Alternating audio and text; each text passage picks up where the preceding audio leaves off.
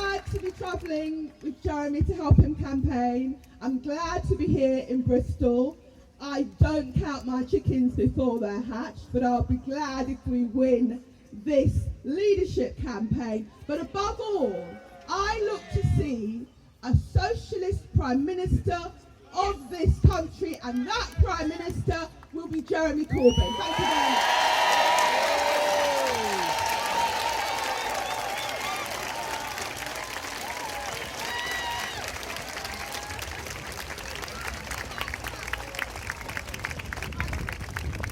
I've got two quick things to say before the next speaker, who's somebody you might know. The first is to tell you about an event on the 19th of November. It's United for Education. It's a demo in London organised by the NUS and the UCU. It's in London to oppose the higher education bill, college cuts, and to fight the rise of racism and fascism. So put that in your diary, 19th of November, London. The second thing, a bit more local for you. If you remember in Bristol South or Bristol West, right? Go on, shout up if you remember in Bristol West, go on. There's lots of you in Bristol South, go on. Right, your nomination meetings are for Bristol West tomorrow night, where your constituency is going to put some supporting nomination in for either Jeremy or some other bloke. So if you're entitled to be there, and now by the way you are, because the High Court says you are, then get along to your meeting and make sure that you vote the right way and we get the right nominations in Bristol. Now, right, let me introduce you. Jeremy Corbyn, the leader of the Labour Party now and in September, and the next Prime Minister.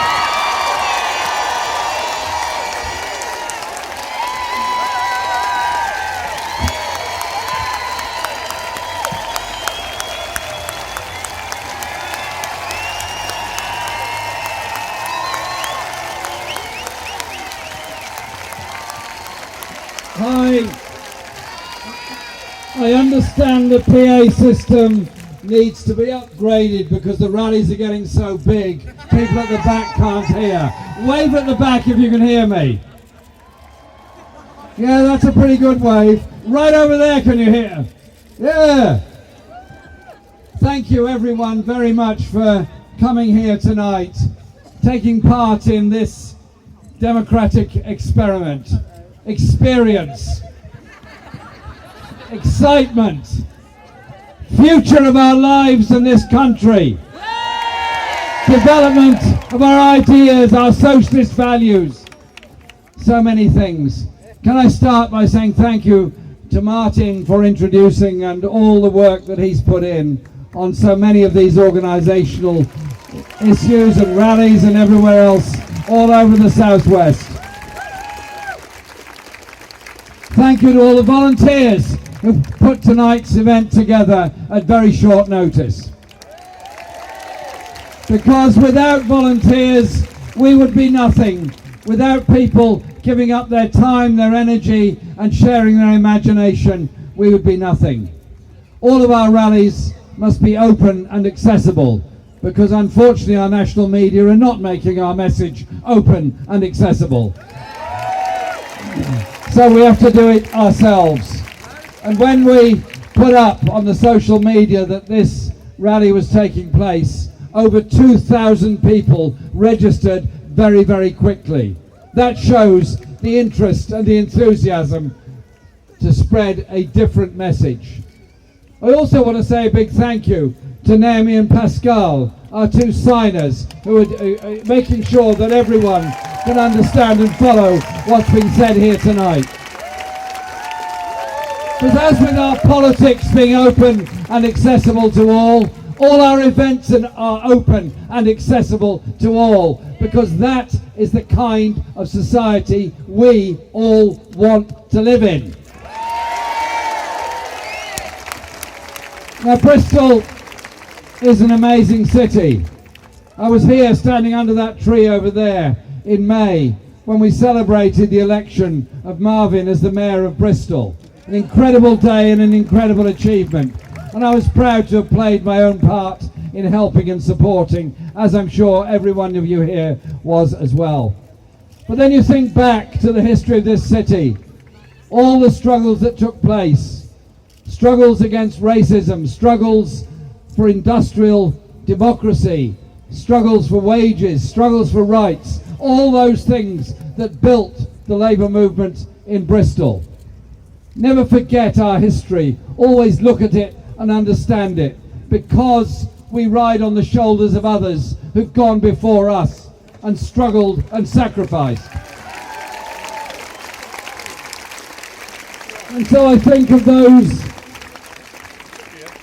that stood up against racism in the bus industry, in the Bristol bus boycott, and Paul Stevenson and the work that he did at that time. And the way in which Tony Benn, as an MP at that time, stood with them, just as he stood with the people of Kenya during the uprisings there, just as he stood, not just for this city, but stood for peace, justice and anti-racism the world over.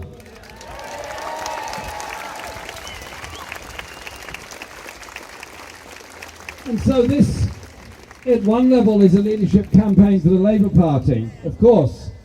And I tell you, if there's a decision made that there has to be another one next year or the year after and so on, we're ready, we're willing, we're able, we're strong, we are determined.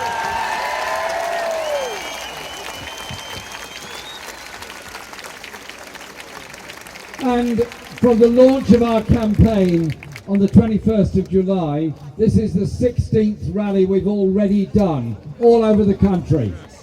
We've been in London, we've been in Salford, we've been in Durham, we've been in York, we've been in Hull, we've been in Leeds, we've been in Brighton, we've been in Swansea, we've been in Merthyr, we've been in Redruth in Cornwall, and we've been in Brighton, and we're here today.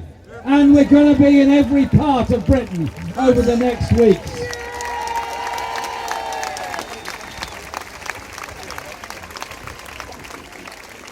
Doing two things. One is carrying a message about the strength and unity of our party, but it's also carrying a message that the political and economic and social message we're giving to the meetings that people come to and the media that report us and interview us is of relevance to everybody else within our society. Think very hard about the issues that people face, the levels of insecurity in their lives, the injustice that takes place at the workplace, the lack of housing, the way in which students are loaded with so much debt because they've had the temerity to want to receive and achieve a university education.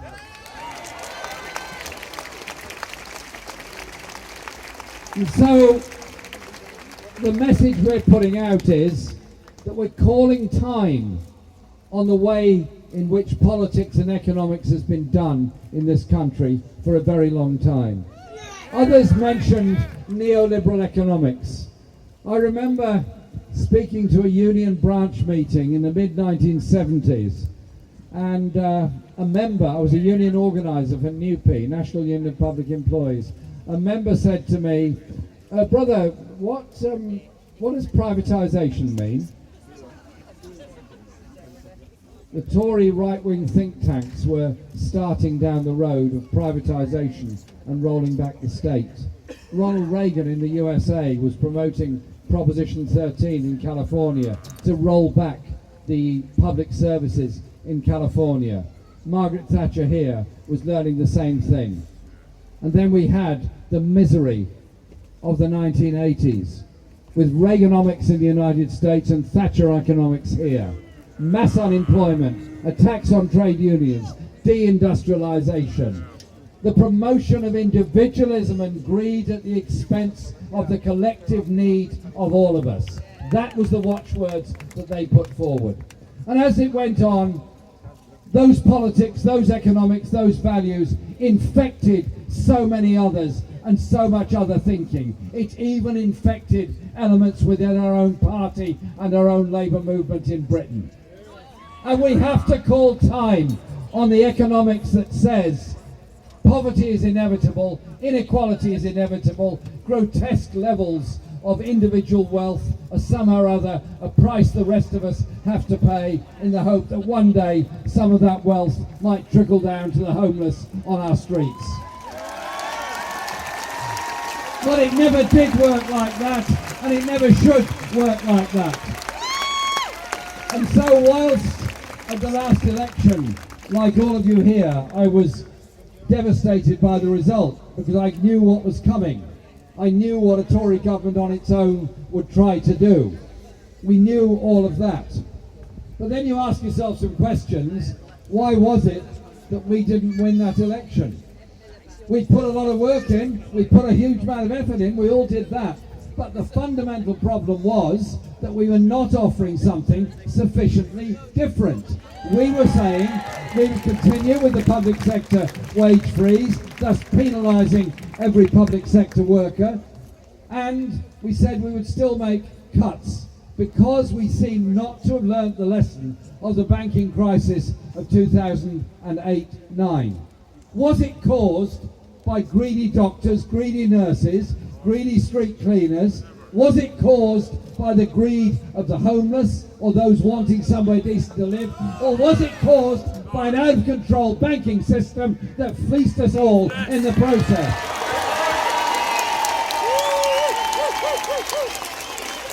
And so, when the issue came up last summer of the future leadership of our party, a number of us got together and said, look, this must be the time when the Labour Party can offer something radically different to our society. And so we contested that leadership election a year ago, and you all know the result of that. And the first thing we did was set up a shadow cabinet, and I was very pleased and proud to appoint John McDonnell as the Shadow Chancellor of the Exchequer. And John has changed the whole debate on the economy. He's called it out for what it is. Austerity is not an economic necessity, it's a political choice that's been made. A political choice to redistribute wealth and power in absolutely the wrong direction.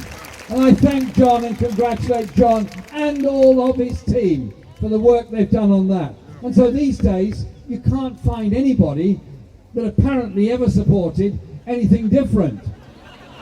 Yet, it's only a year and a week and a bit away that the Labour Party was tragically planning to abstain on a welfare reform bill that was taking £12 billion out of the pockets of the poorest and most vulnerable in our whole society. We have to do things differently. And that is why we put forward a very, very different political agenda within our society. So look at the issues that people are faced with. Grotesque levels of inequality, falling wages as a proportion of gross national income, inequality at the workplace, and appalling work practices. Jeff was talking about trade union rights. Ask yourself this question. If in 1970, Shirebrook Colliery in Nottinghamshire was a fully unionised, properly paid, relatively safe, well-organised workplace with 100% trade union membership, public ownership of the industry and a community infrastructure that backed it up. Thatcher came along 10 years later. Thatcher came along 10 years later with her principles of free market economics, destroyed the mining industry, destroyed much of the steel industry and so much else of British industry at that time. And in doing that, she knew she was paving the way for greater levels of inequality and greater levels of personal wealth. So here we are now in 2016, where the proportion of money going to the super rich, going in dividends and executive pay is rising, the relative proportion on wealth and wages is decreasing, and inequality is absolutely enormous as a result of it. And then go back to that same site of Shirebrook, and what do you have there now? Sport Direct warehouse. Ambulances called because there's such a lack of safety at the workplace. Fire tenders called because of the danger of fire in that particular building. Most of the workers on 0 hours contracts, the aggregate of which doesn't even add up to a minimum wage across a week or across a fortnight or a month. And people encouraged to blame migrant workers for working there, blame any nearby minority, always blame somebody else except those that brought in a system that not just allows but encourages 0 hours contracts, insecure working, grotesque levels of exploitation. So I say thank you to Unite the Union for calling time on that place, for trying to organise that place, and for making sure that yes, you've got before a parliamentary select committee, an all-party select committee, that collectively express their horror at it. But expressing horror at it isn't enough. We need a change. We need legislation that guarantees rights at work, that guarantees your right to join a trade union and be represented by that union, that ensures that every large employer must negotiate with appropriate trade unions so that we enfranchise the majority of the population at the workplace as well as at the ballot box. These things are actually very important. And there are other issues that have to be dealt with.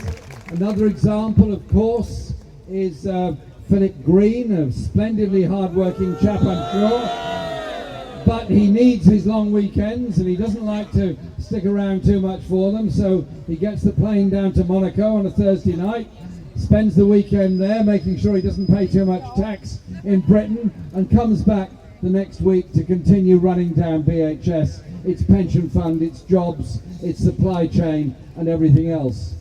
Surely we need a government that would intervene and prevent that disgrace going on and that treatment of people. And as we're here tonight in Bristol, not so far away along the coast in South Wales is Port Talbot, biggest steelworks. People have given their lives to that place, produced very high quality steel.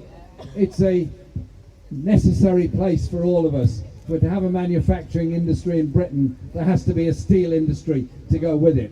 So why should their future be negotiated solely between global corporations in faraway places? Isn't it the duty and responsibility of the government of this country to be involved, taking a stake in that industry and ensuring its survival?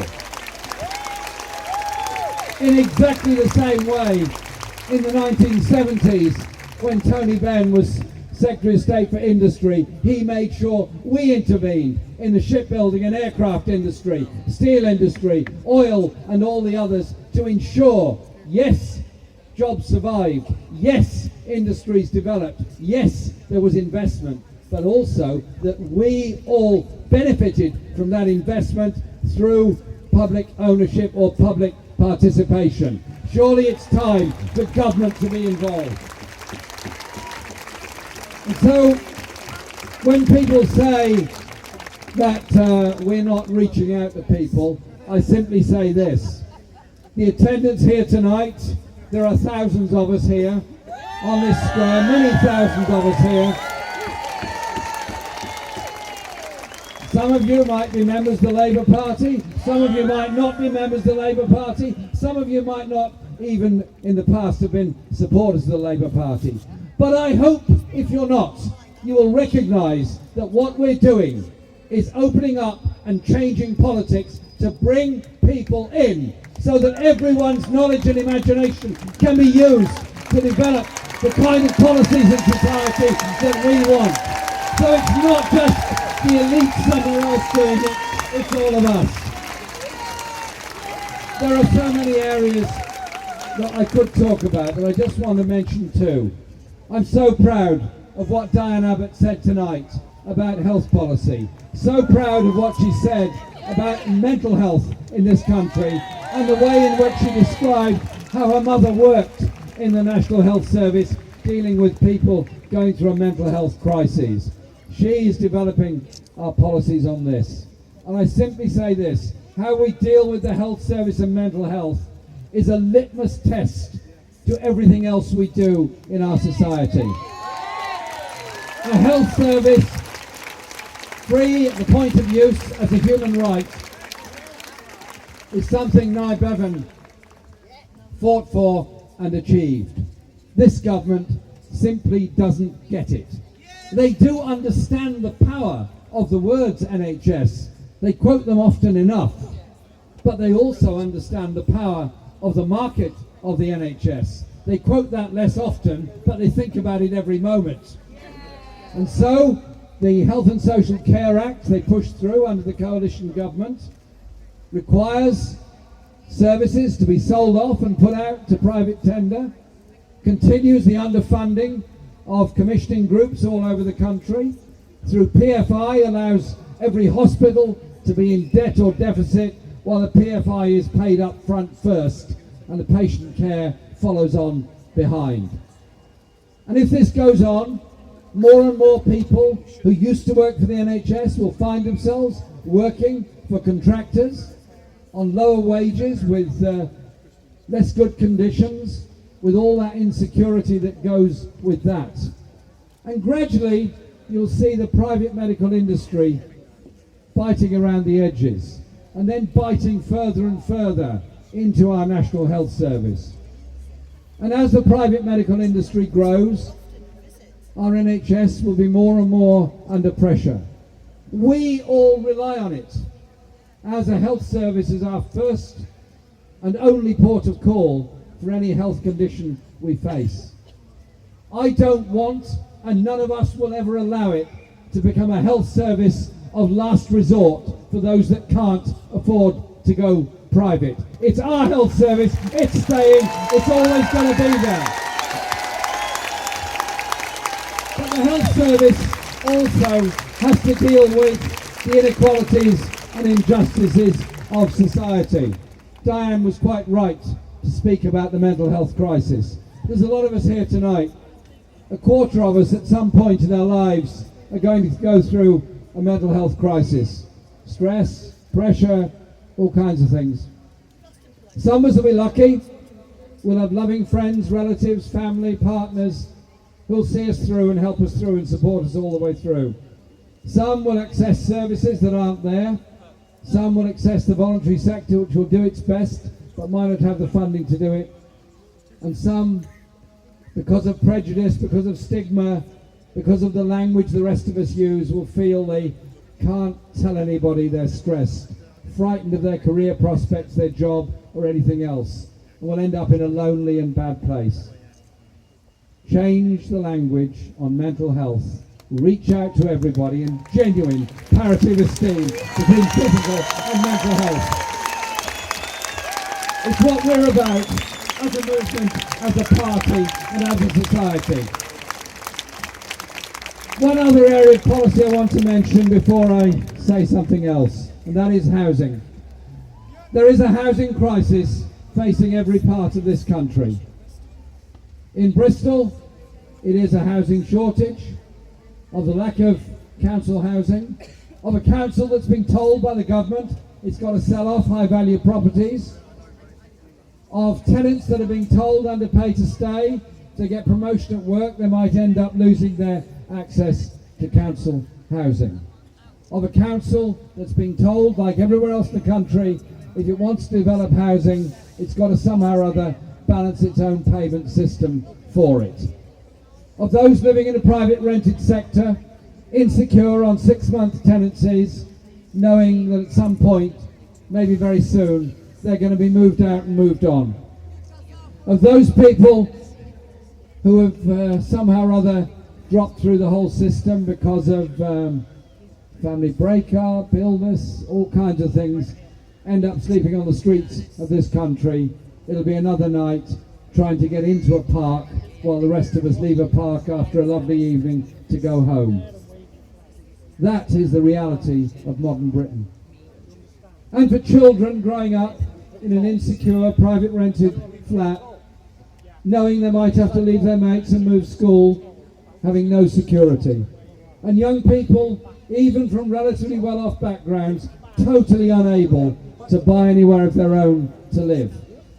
We have created a housing shortage in order that some people can make a great deal out of that housing shortage. I think we should approach things in a completely different way. Look at the issues in rural areas also, where villages have been developed into a summer second home for those that can afford a second home, very poor existence for those who manage to remain in a rented place in that village but haven't got a car, and the bus service has closed down, and gradually rural life closes down around them because of a lack of investment in rural housing or in rural transport. The issues are fundamentally very, very similar. Are we to do nothing about this housing crisis, or instead are we to look at it this way? If we invest in building good quality homes for people to live in, environmentally sustainable, passive house standard buildings, we achieve a lot of things. One, those that live in them will pay much less in energy bills. Two, they'll have somewhere secure to live for their entire life. Three, we create jobs for the building workers and all the way through the supply chain. And instead of the science of managing shortages and difficulties in housing, will be instead exciting developments to give everyone somewhere secure, reasonable and decent to live in. So that means building, it means regulating our private rented sector, it means so many other things as well. And that is just one or two of the many policies that we're putting forward. So when people say, well, hang on, this leadership campaign is all about personalities, I promise you it's not, because I'm not a personality. So what it's about is all of us, what we do together, how we think together, and how we change our society together to ensure that everybody together is included, not systematically excluding those that fall by the wayside through poverty, through ill health, through disability, or whatever else it happens to be.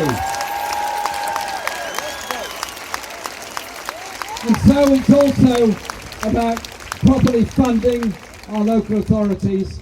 Yes, for housing, yes, for adult social care, yes, for all those issues, but it's also about funding the creative talent that is in all of us and is in all of our children. Is it so wrong to say, as an election manifesto in 2020 or whenever it comes, one of our aims would be that every child has a chance to learn a proper musical instrument at school. Every child has a chance to develop their artistic strength and talent. All these things are so important, so you build that cohesion in our society. And so, within the 10 major points that we put forward, are policies of full employment, are policies of investment in our economy through a £500 billion national investment bank to fund infrastructure. In the southwest, the underfunding of the rail system west of Exeter is a disgrace. The underfunding of much of the investments in the north of England is a disgrace. There has to be a regional balance on how those investment decisions are made. And so we have an extending and expanding economy. And I'm getting heckled from the back of the stage in a wonderful comradely way.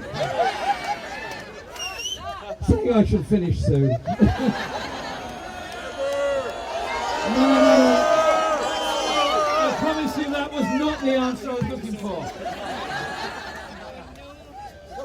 So, Culture is part of our lives, part of our spirit, part of what we think.